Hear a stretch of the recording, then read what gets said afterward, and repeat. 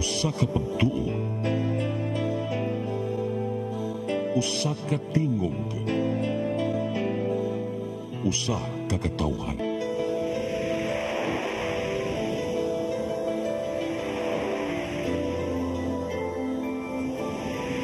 Cebu Catholic Television Network.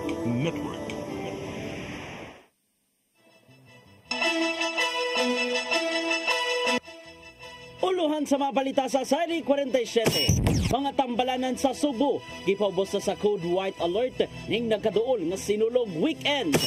Ruta alang sa prosesyon ug parada, isubay na sa kapulisan ug ubang otoridad. Pulkang Kanlaon, nagpadayon sa pagbugwak ug abog, Alert Level 3, nagpabilin. Call center agent ug laing 5, nadakpan human girumbo sa PIDEA ang managlain nilang taguanan.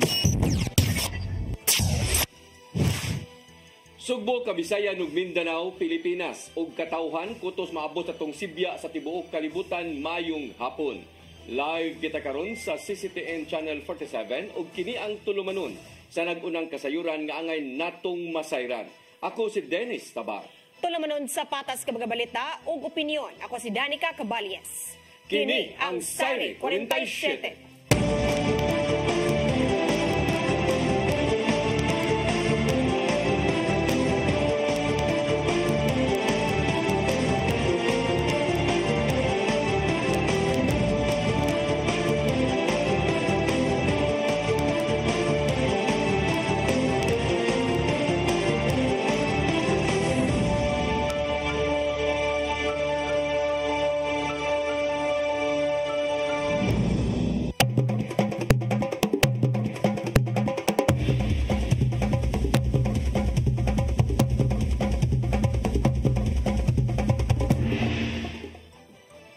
Karon sa kompletong detalye sa atong mga balita, mga tambalanan sa Sugbo gipailawom na karon sa Code White Alert sa Department of Health dinhi sa Region 7.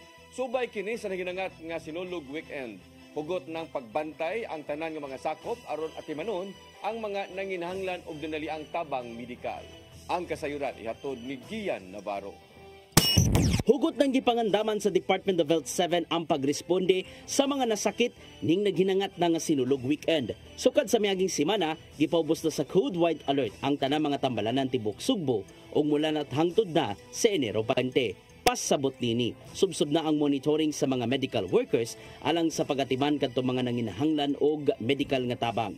Sumapa ni Medical Officer 4 Dr. Shelby Blanco nga naka-standby na ang mga medical workers ug mga kaymanan aron motubag sa mga emerhensiya. We are putting all health facilities not just within Cebu City but mega Cebu, no? So from Karkar to Danao, we atong because of the Code White, so atong pangandam ato mga health facilities for any untoward incidents. Itinulog sab sa DOH-7 ang medical teams gibutang sa managlaing health station sa ruta at imanon sa maong mga sakop kato mga nangakuyapan ug ubang mga nangaluya na diya sa gawas. Kung delikado na ang kahimtang, dad-o na kinidayon sa labing duol nga tambalanan aron maatiman. If ever naagi need nga i-refer along the route sa atong both procession and Mardi Gras, then money atong padaganon no ang mga ambulance ihatod either sa advanced medical post or diretso na sa health facilities as need arises. Ipahinumdum sab si Blanco sa tanang mga mosalmot sa prosesyon ug mananaw sa street dancing nga siguro kanunay ang kaluwasan sa kaugalingon. Sama na lang sa pagsulub og komportableng sinina ingon man pag-inom ug igong gidaghanon sa tubig. Kung adunay balatian sama na lang sa ubo, sipon ug trangkaso, mas maayong magpabilin una sa balay aron di makatakod sa uban. Apan kung di kalikayan, mag-face mask gyud. Nevertheless, we are still encouraging the would-be spectators, especially on the 18th and 19th nga daghan kay tao, to bring any protective nga mga equipment, for example, payong and kalo, paypay, just to keep you cool down or pang protection sa kainit. Navarro, CCTN News. Kapulisan sa Dakbayan sa Sugbo ug pipila ka buhatan sa city government misubay sa ruta sa solemn procession ug sa Sinulog Grand Parade. Kini aron pagsiguro nga walay makahatag og peligro sa mga debotong Katoliko atol sa dakong kalihukan sa Sabado ug Domingo. Ang kasayuran ni hatod ni Arnold Bustamante. Aron masiguro sa kapulisan ang seguridad sa mga tao nga mosalmod sa solemn procession o sa Sinulog Grand Parade sa Sabado ug Domingo, gisubay nila ang ruta nga may agianan sa mga debotong Katoliko. Nangulo sa walkthrough ang Cebu City Police Office uban sa Cebu City Disaster Risk Reduction Management Office ug Cebu City Transportation Office aron ilang masayran kung doon na may naghatag og hulga sa kaluwasan sa mga tao nga mosalmod sa maong relihiyosong kalihukan. Mato ni Police Lieutenant Colonel Maria Teresa Magatangay, Deputy City Director for Operations sa CCPO, nga gikan sa Basilica Minori del Santo Niño, paingon sa Fuente Osmeña, subay sa Osmeña Boulevard, General Maximum Avenue, MG Cuenco, pabalik na sa Basilica ilang gitanaw kung wala ba'y mga bangag sa karsada o mga struktura nga peligro sa mga muhimo sa solemn procession o kung masangit ba ang mga karosa. Hinon wala sila nakita nga problema gawas lang sa mga karsada nga gikan sa lapad, muhuot kini sa unahan ay ilanagan hatagan og solusyon kuno sa angayan nga buhaton nga dali mabalda aga mga deboto. Ang walkthrough na kita higayon is to check the wellness no sa route and to ensure nga wala yung mga makabalda sa procession and the Grand Mardi Gras. Because ang amuang gisubay, ang ruta sa Walk with Mary, ang ruta sa Solemn Procession, and ang ruta sa Grand Mardi Gras. Kapin sa 2,000 ka mga pulis ug mga force multipliers ang gitakdang ipakatap sa mga adlaw ug mudugli pa kiniinig ka Sinulog Grand Parade. Din gibahin nila kini sa siyam ka sektor ug ang matag sektor doon ay commander nga mo supervise ang mga personnel. Nakakuha na sila og leksyon atol sa Walk with Jesus sa maging semana nga makaroon ng ilhagag gikurhian kay bisanhan ay ra og hapsay ang paghatag sa seguridad ila pa kini nga gipalambo karon sa nagsingabot nga solemn procession ug sa Sinulog Grand Parade. Kato pag-check lang to base sa mga experiences nga ato nga na nasugat no katong last na to nga Walk with Jesus, and ato lang paniguraduon nga mas ma-improve pa ang ato ang strategy sa pag-conduct ani mga procession.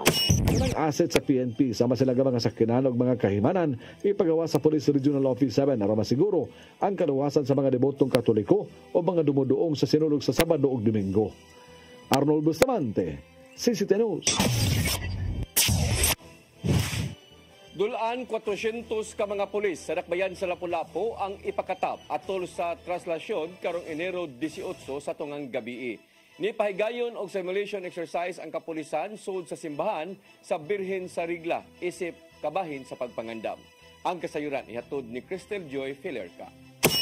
Dulaan 400 ka mga pulis gikan sa Lapu-Lapu City Police Office ug mga force multipliers ang ipakatap atol sa traslasyon karong Enero 18 sa tungang gabi. Apan magsugod ang ilang deployment alas 10 pa lang sa gabi karong Biyernes Enero 17. Ang imahen ni Senyor Santo Niño, Birhen sa Guadalupe ug San Jose mulabang sa First Mactan Mandawi Bridge padung na sa simbahan sa Birhen sa Regla alang sa ipahigayon nga santos nga misa pagka alas 4 sa kadlawon. Paghuman sa misa, dalo na usab ang imahen sa Holy Family sa Naval Forces Central kung diin manukad ang fluvial procession. Samtang gibutyag ni Police Lieutenant Colonel Christian Torres, ang spokesperson sa LCPO, nga 200 ka mga pulis ang ilang gi-augment sa Cebu City para karong Enero 17 ngadto sa 19. Subay sa mong balita, isip pagpangandam sa traslasyon ni pahigayon og simulation exercise kaganihang buntag ang kapulisan kauban ang City Disaster Risk Reduction and Management Office, Red Cross, IRUF, Lapu-Lapu City Fire District ug City Traffic Management System sa palibot sa simbahan sa Birhen sa Regla. May bomb explosion nga nahitabo sa palibot sa simbahan nga mo'y hinungdan nga nagastampid ang gihimong senaryo sa gibuhat nga Cymex. Apan dili lang usa kung dili duha ka mga bomb explosion ang nahitabo hinungdan nga daghan ang naangol lakip na ang mga rescuers. Mong usa kini sa gi-assess sa mga otoridad kung unsay angayan nilang buhaton o galing mahitabo kini sa aktual.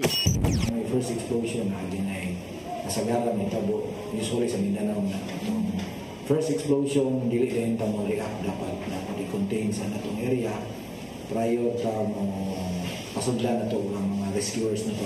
Possible mo nga responder, first responder o rescuer ang atong pasundon dayon which is wala pa nato gi-clear ang area na ang may possible may second explosion. Cristel Joy Filerca, CCTN News. Tanang mga pagpangandam alang sa Sinulog Grand Parade karong Domingo gipaymutang sa managlahing stakeholders. Gikalipay nilang Cebu City Mayor Raymond Alvin Garcia o Gobernador Gwendolyn Garcia ang pagtinabangay sa tanang sektor. Ang kasayuran hatod ni Gian Navarro. Gipahimutang nasa tanang mga sektor ang tanang ikadalit o ikatabang alang sa malampusong pagpaygayon sa Sinulog Grand Parade karong Domingo sa Cebu City Sports Complex. Atol kini sa coordination meeting nga gipaygayon kagabi sa Kapitolyo diin gitampungan sa mga tinugyanan sa balaod, managlaing ahensya sa gobyerno, utility companies ug ubang anaa sa private sector. Usa sa mga gipaymutang mao ang security detail diin gipakatap ang igong gidaghanon sa masakop sa kapulisan ug kasundaluhan aron pahugtan pa ang seguridad sa palibot. Andam usab ang K9 unit sa Philippine Drug Enforcement Agency 7 aron pangsakmiton ang mga ginadiling butang ilabi na ang drugas. Iatod usab sa Philippine Coast Guard 7 ang mga contingents gikan sa Lagyong Isla paingon sa mainland Cebu. May pasalig usab ang Visayan Electric ug Metropolitan Cebu Water District nga walay putol ang kuryente ug tubig entero parada ngadto sa tanan. Palig-unon usab sa mga telecommunication companies ang ilang mobile signal pinagi sa pag-deploy sa dugang pa mga kahimanan. Samtang ang mga nag-unang food and drink brands moabag ngadto sa tanang support teams, ingon man mga contingents gikan sa pagkaon hangtod na sa ilimnon. Susama hinuon ang sistemang gipatuman ni Gobernador Gwendolyn Garcia ato sa nang-aging mga dagkong kalihukan sa Sugbo. Gihangop ni Mayor Raymond Alvin Garcia ang tanang mga pagpangandam aron sa ingon mapahimutang og masiguro ang kalampusan sa maong kalihukan. Shows their commitment and oneness with the Cebu City government in making sure that ang atuang celebration sa Fiesta Senior, most especially karong Domingo, ang Mardi Gras will be successful. So, pasalamat yun kaayo ko sa iyang all-out support for Sinulog 2025 right back to where it belongs, the heart and the center of the city of Cebu, the Abiliana Sports Complex. Samtang gihimug-atan ni Gobernador Garcia nga tinabangay lang ang gikinahanglan sa tanang mga sektor aron kini magkabot. Kanilang lakip na mga telcos, ang atong mga providers sa pagkaon o sa mainom, ang HRAC pod, but dili ako yung hangyo. Ako ni hatag ang mic sa nagdesisyon nga ibalik yung Sinulog. So siya good makigstorya ninyo. Igo ra ko musigas akong mata ninyo. Navarro, CCTN News.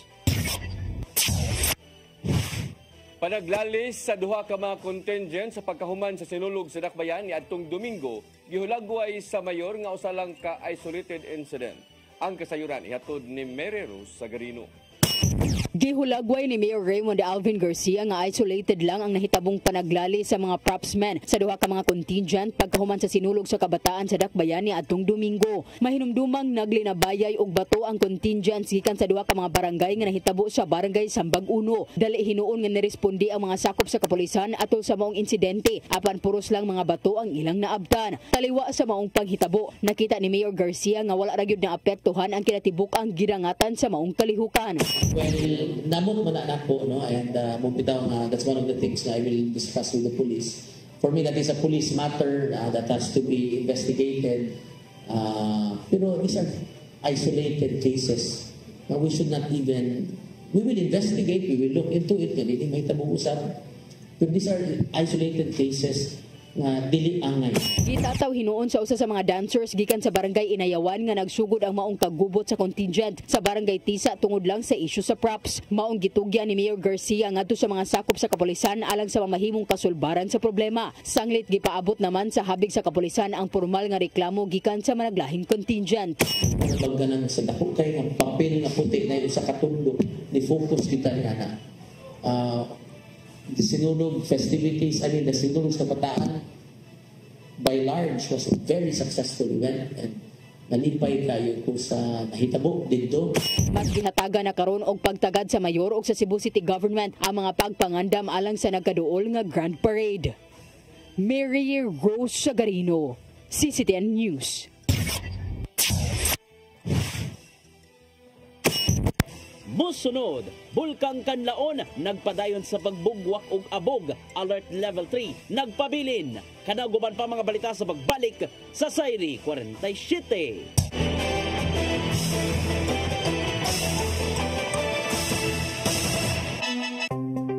Discover the beauty of the Philippines.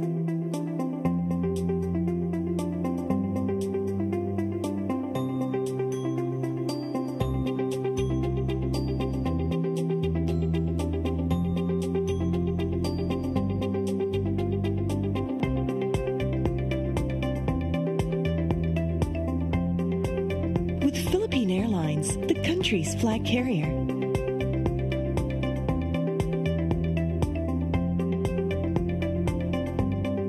The airline that lets you feel the warmth of the nation.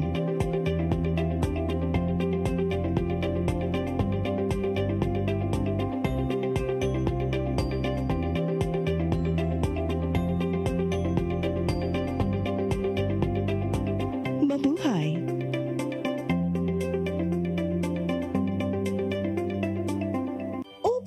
Bag-o na ang itsura sa atong speed powder detergent. Mas gipamaayo, mas gipa-epektibo pa ang iyang formula kaysa kaniadto. Paspas kaayo ang paglaba, malimpyo ug humot pagyud ang mga sinina. Mao nga sa among pamilya, kumpiyansa kaayo mi sa among labada. Barato na, nindot pagyud ang kalidad. Sulayin na kay ato ni Bay, a product of Well-Made Manufacturing Corporation.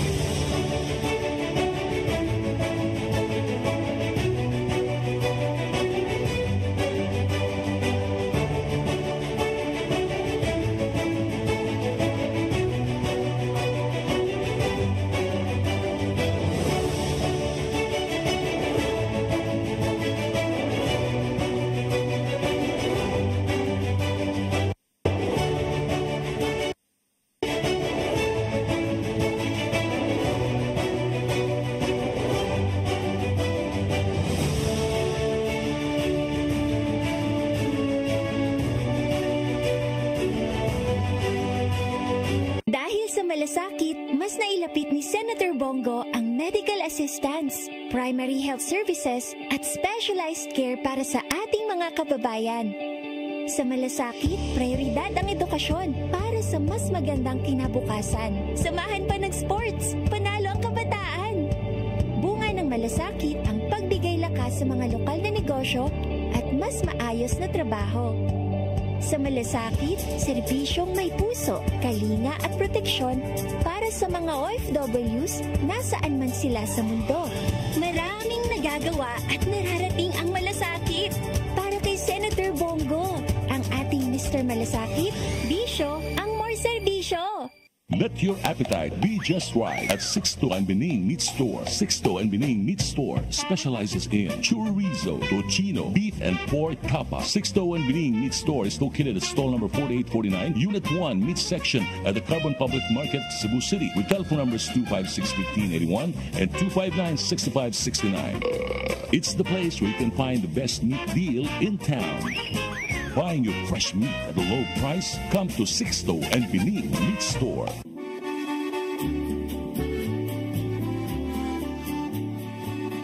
If you love the beautiful Italian furniture you are surrounded when you travel in Italy or anywhere in Europe, now you can find already in the Philippines with our different branches in Luzon, Visayas, and Mindanao from the multi-awarded Italian export furniture manufacturer based in Cebu. You can visit our showrooms in SM Limery, SM Lipa Batangas, Quimpo Boulevard, Davao City, SM Mindpro, Zamboanga, SM Seaside Cebu, Linkitcay, Cagayan de Oro, North Reclamation Cebu, Banilad Cebu, and other showrooms nationwide.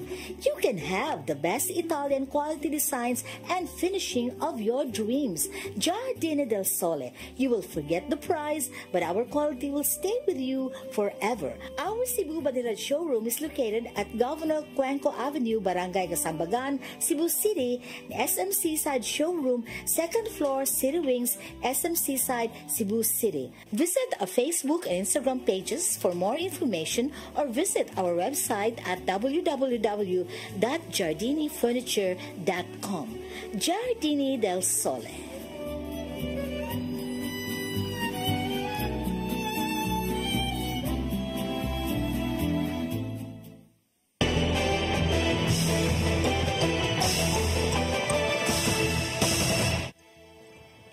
Balik sa ato mga balita, gibasura sa National Labor Relations Commission dinhi sa Rizal ang apilar sa usa ka delivery food nga kompanya kabahin sa kaso nga naglambigit sa Rider Centro Cebu.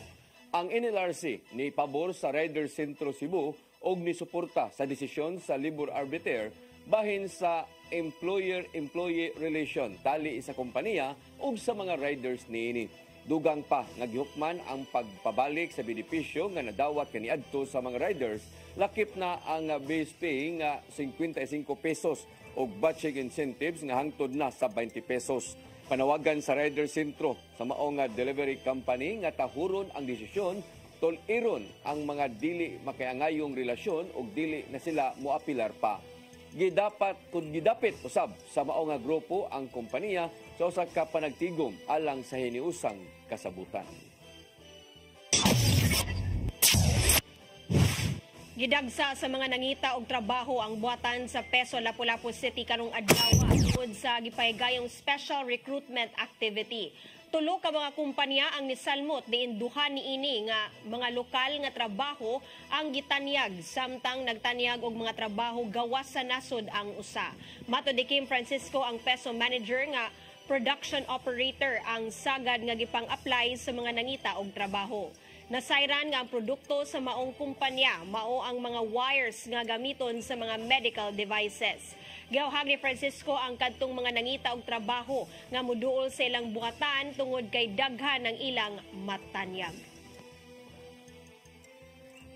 Itong wala pa'y trabaho or nagplano mag-change career, no? So daghan tayong mga job vacancies as early as the new year. Business permit and licensing permit sa Mandawi City nakatala og mas daghan nga mga negosyo sa mga nirenew sa ilang permit itandi sa nilabay nga mga tuig. Nakigalayon sila ngadto sa mga barangay alang sa masayon nga pag-issue sa barangay clearance. Ang kasayuran ihatod ni Mary Rose Sagarino. Mas daghan ang natala sa Mandawi City Business Permit and Licensing Office sa mga sayo nga negosyo nga na-renew sa ilang business permit sukad nagsugod ang renewal ni atong Enero 2. Niaging simana niabot na sa 6,100 ang renew sa ilang business permit. Itandi niaging tuig sa susamang pizza nga anaalang sa 5,000 ang business permit nga na-renew. Ang pangu sa Licensing Office nga si Attorney Lizer Malati niingon nga ang kausaban na matikdan nga mas daghan nga negosyante ang mipili sa pag-renew sa ilang permit sa dili pa ang Enero 20 nga deadline. Kung itandi miaging tuig nga daghan ang nadugay paingon sa cut-off. Una duha lang the first day karon kana hundreds na. So nalipay mi ana nga kuan update. Si Malati niingon nga ang pagdagsa og sayo sa pag-renew o sa kapositibo nga timailhan nga business friendly ang syudad. Samtang nakigalayo na usab ang BPLO sa mga barangay alang sa mas sayon nga pag-issue sa barangay clearance. Integrated na ang barangay clearance sa online system sa BPLO ug makuha na kini sa mga negosyante dungan sa pag-renew sa ilang permit. Sa una mo ari pa mo atos barangay, mabalik na sad. Kay mo kuha form, magpapirma sa barangay, mabalik diri para i-submit. So karon wala na zero na bayad ka ng inig-renew nila, process niya. One document raman tayo inig-renewal, mas mandatory. So, mas dali. Sa pagkakaroon sa Barangay Subang Dako pa na integrate ang sistema, ang collection sa barangay clearance ihatag sa BPLO human sa business renewal. Mary Rose Sagarino, CCTN News. Nagpadayon sa pagbugwak og abog ang Canlaon Volcano sa Negros Oriental nga milanat og hangtod sa usa ka oras. Sa monitoring sa PHIVOLCS, miabot og 200 meters ang gitas-on sa nahimong ash emission sa maong bulkan kagabii. Kapin 3,000 ka tonelada sa sulfur dioxide ang gipagawa sa bulkang Canlaon sulod lang sa usa ka adlaw. Nagpabilin sa alert level 3 ang maong bulkan diin gilauman ang kalit nga pagbuto ug pagbaha og lahar.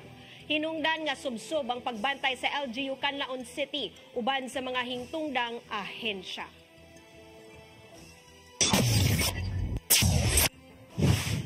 Pagsusi bahin sa gingong hulga ni Vice Presidente Sara Duterte batok sa magtiayong Marcos Jr. gitak-op na sa National Bureau of Investigation. Nag-agad hinuon sila sa mamahimong evaluation sa prosecution aron pagsuta kung ipahigayon ba ang pasiunang investigasyon. Ang kasayuran ihatod ni Gian Navarro. Gitak-upan na sa National Bureau of Investigation ang ilang pagsusi bahin sa gingong assassination threat nga gibutyag ni Vice Presidente Sara Duterte batok ni Presidente Ferdinand Bongbong Marcos Jr. Sumapa ni Prosecutor General Richard Anthony Fadulion nga magkinahanglan pa og dugang pang evaluation aron hayan masuta kung kinahanglanon pa ba ang pagpaubos sa preliminary investigation. Dugang pa nga nagpadala na sila og dugang pang prosecutors aron susihon ang giluwata mga ebidensya uban ang NBI. Matudo sa Fadulion nga depende sa mamahimong sangputanan, makahimo sila og sugyot kung makapasa ka ba og kaso o di ba ka ibalik sa NBI alang sa case build-up. Samtang nagkanayon si Justice Secretary Raul Vasquez nga sa higayong kumpirmado na ang evaluation, diha na sila makahimo og pasiunang pagpakisusi. Usa sa mga balitang nakapaukyab sa katawhan nitong 2024, mao ang pagbutyag ni Duterte diin adunay giingong taong nag-ingon kaniya nga ipapatay si Presidente Ferdinand Bongbong Marcos Jr. kapikas niyang si First Lady Liza Araneta Marcos o House Speaker Martin Romualdez. Apan kadugayan, gitataw sa Vice Presidente nga nagkuwang sa pagsabot ang maong hulga sa dihang gipangita na siya sa mga otoridad aron sa pagsusi niini. Nakaungong na karon ang tulo ka mga impeachment complaints batok ni Duterte sa Kongreso. Tungod sa pipila ka mga pasangil nga giatubang, apil na ang questionable paggamit sa confidential funds. Gian Navarro, CCTN News. Mga empleyado sa Barangay Umapad, Syudad sa Mandawi, makadawat og dugang assistance human gidonate ni kanhi Mandawi City Treasurer Attorney Regal Oliva ang 13th-month pay ngadto kanila. Gikalipay hinuon kini sa ilang barangay kapitan. Ang kasayuran hatod ni Mary Rose Sagarino. Gitunol kaganinang buntag ni kanhi Mandawi City Treasurer Attorney Regal Oliva ang iyang 13th month ngadto kang Kapitan Grab Cortez sa Barangay Umapad. Gidonate ni Oliva ang iyang uwahi nga 13th month nagkantidad og 125,000 pesos ngadto sa mga empleyado nga wala makadawat sa sweldo gikan Enero hangtod Agosto sa miaging tuig. We have so many blessings, no? And then kaning ato ang katong nadawat nako was not accounted for sa ako ang pag-budget. So para nako it was a windfall nga bad nga kwan. So maybe that would have been better for people who need it more. Nagbuwat, nag-abot ang mga trabahante kay bisag taghan silang magbahin, dako na kaya nilang tabang kay mana nga makalabang sa sosak adlaw ba ang ilang kinabuhian, makatabang-tabang nila kay bisag unsa na lay ilahang pamagi para makakipagparta para sa amuang panginahanglanon dako sa nagkatabang sa mga panginahanglanon diri sa amuang tibok trabante diri sa barangay Una karon sir magpasalamat gid dako. Kahinumduman nga moabot sa usa ka gatos ka mga trabahante sa barangay Umapad ang wala makadawat sa sweldo sud sa 8 ka buwan gikan Enero hangtod Agosto. Nakadawat lang sila silang binuwan nga honorarium alang sa buwan sa Setyembre hangtod sa Disyembre. Human giaprobahan sa konseho sa barangay ang ilang appointment. Ang problema sa sweldo na gumikan sa pagdumili sa pagpirma sa payroll ni Konsehal Libertine Lumapas, ang chairman sa Committee on Appropriations. Apan gipasabot ni Lumapas nga iya lang gisunod ang balaod tungod kay ang mga appointment sa mga empleyado walay concurrent sa konseho o giaprobahan lang sa konseho ni atong Setyembre. Si Oliva nagtuo nga pamulitika ang hinungdan tungod managlahi ang gidapigan sa mga opisyal sa barangay. Apan bisan pa man niini nang hinaot siya nga ihatag ang sweldo nga giserbisyuhan sa mga empleyado. Si Oliva ni resign pagka-treasurer human misangat sa iyang kandidatura pagka-kongresista ni atong Oktubre. Mary Rose Sagarino, CCTN News.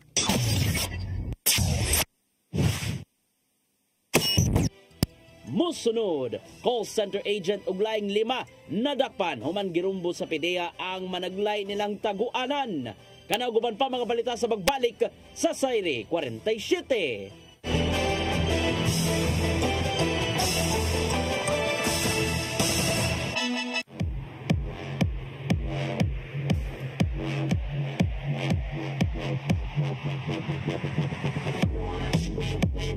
Catering services, call on Lourdes Food Products and Catering Services. They accept catering for weddings, birthdays, anniversaries, graduations, baptisms, conferences, seminars, house blessings, and other special occasions. Lourdes Food Products and Catering Services, located at 183 Katipunan Street, Tisa, Cebu City. For reservations, contact Lourdes Gomez. Telephone numbers 2626643 and 2618072 and cell phone numbers 0925-893-3888 and 0922-875-1158. Lourdes Food Products and Catering Services is willing to serve you.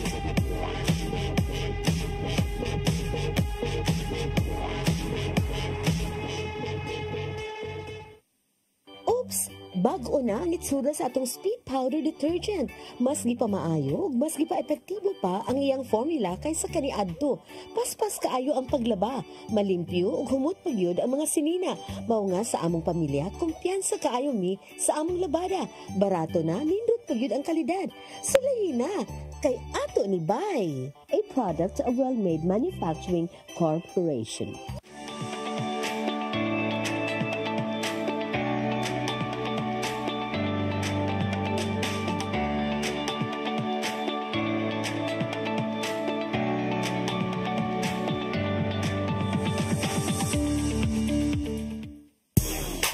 Chicharon ang sumsuman, snack o pangsudan, Chilen ang anging banatan. Chilen Chicharon, available at SM Supermarkets and Hypermart Metro Manila. Also at Guadalupe Corner, Envelas and V. Rama Street and at 078 M. Pacania Street, Tisa, Cebu City.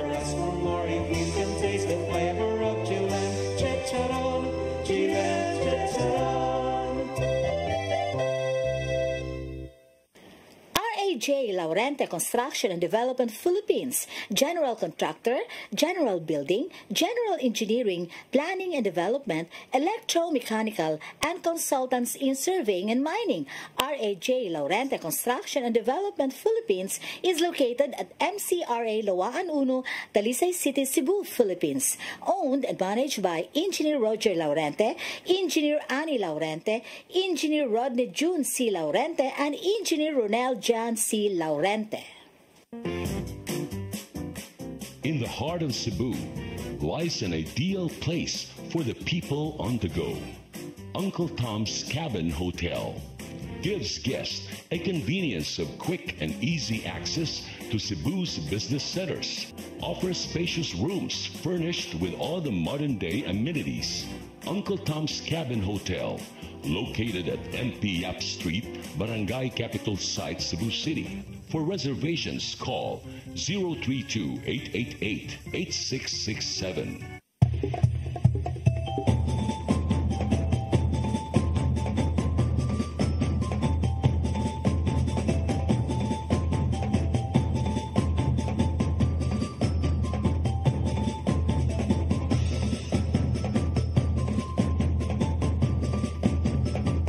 May the dance of the Sinulog Festival encourages us to celebrate life with enthusiasm and grace. Viva Pete Senior! Hala bira! Pete Senior kang mama kini, Pete Senior kang papa kini. Viva Pete Senior!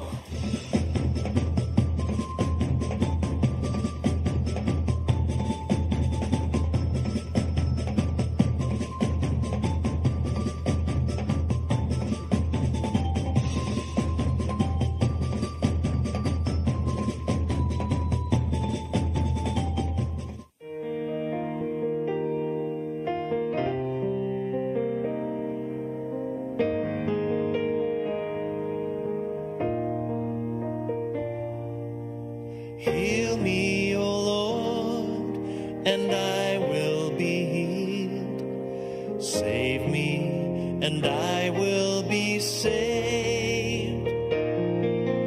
Heal me, O Lord, and I will be healed.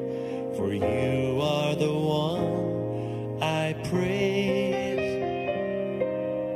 You are the one I praise. Sing it with me. Heal me, O Lord, and I will be healed. Save me, and I will be saved.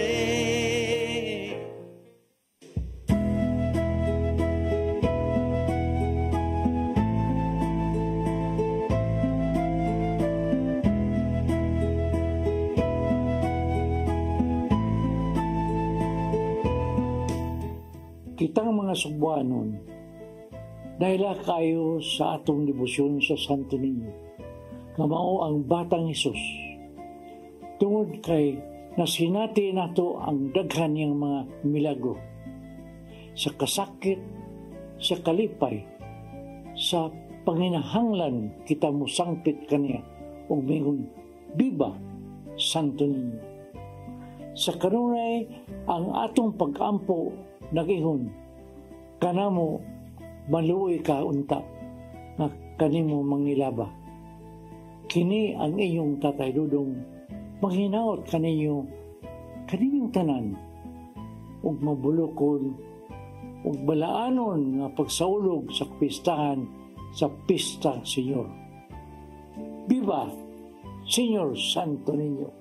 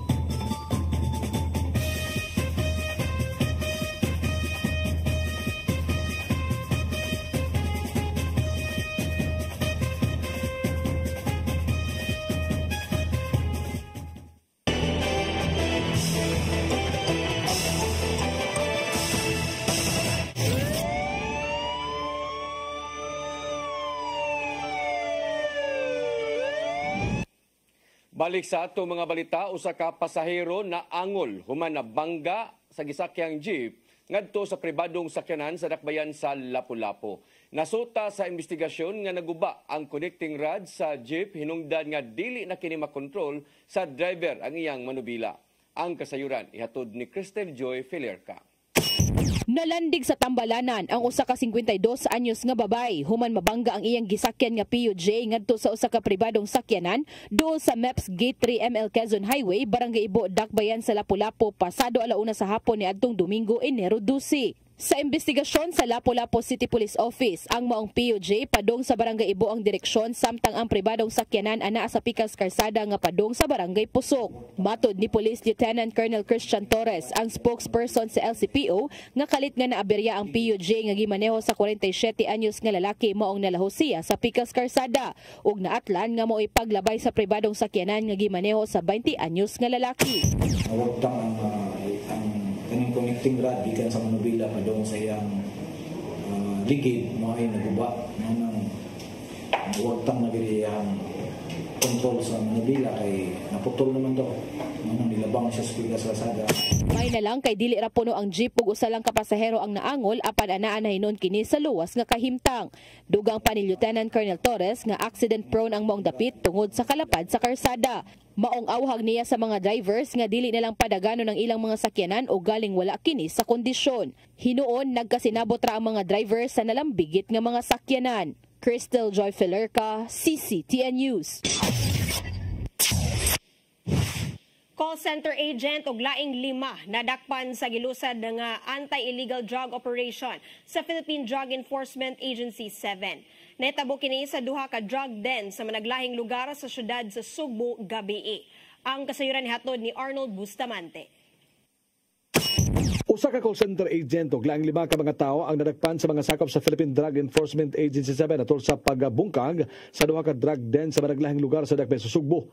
Ang unang bypass operation girusa alas 8:51 gabi sa PDEA 7 Regional Special Enforcement Team uban sa Cebu City Police Office ug Labangon Police Station sa sitio Mayupay, Barangay Kiyot sa Dakbayan sa Sugbo. Nga resulta sa pagbungkag sa balay suyupanan ug pagkasikop sa tulo ka mga suspitsado. Ang mga nadakpan gilang nga sila nga alias Richard, 38 anyos, residente sa mga lugar nga may gitumbok ang drug den maintainer. Lakip sa nadakpan ang gaduhang nga naabtan sa sulod sa drug den nga silang alias Raymond, 34, call center agent, taga Basak San Nicolas ug alias Gian, 22 anyos, construction worker nga taga-lungsod sa Pinamungahan, probinsya sa Sugbo. Nasakmit sa operation ang unom ka pakete sa kituang Cebu nga motimbang sa 16 gramos gadunay estimated average market value nga 102,000 pesos o mga drug paraphernalia. Sa susamang pizza alas 10 gabi laing bypass operation ang gihimo sa PDEA 7 uban sa Abiliana Police Station sa sitio Santa Teresa, Barangay Cugon Ramos sa syudad sa Sugbo nga misangpot sa pagguba sa drug den ug pagkasikop sa tulo ka mga suspek. Ang nadakpan mao ang target sa operation nga drug den maintainer nga si alias Glenn, 34 anyos, residente ra usab sa mong dapit ug laing duha nga silang alias Mike, 47 ug alias Briggs, 32 anyos, usa ka liburar nga taga Barangay Paho, Dakbayan sa Lapu-Lapu. Nakuha sa mga operatiba ang unom ka pakete sa kituang Cebu nga motimbang sa 11 grams nga dunay estimated market value nga 74,800 pesos. Mato ni Lia Alcantara, ang information officer sa PDEA 7, nga tulo ka semana nila nga ipaubo sa case build-up ang duha ka drug den. Human badawat ang informasyon gikan sa mga kasaligang tinubdan. Gigaw nga makabaligya ang duha ka target nga silang alias Richard o Glenn og tag 25 gramos sa matag semana sa illegal nga drugas. Kalapasan Section 5, 6, 7, 11 ug 12, Article 2 Republic Act 9165 ang gipasaka sa mga mga suspitsado ngadto sa korte. Arnold Bustamante, CCTN. Mao kadtong naglangkob sa atong mga balita sa Sayre 47, ako si Dennis Tabar. Ako si Danica Caballes, sangtod ugma sa inyong paboritong tulumanon. Sayre 47.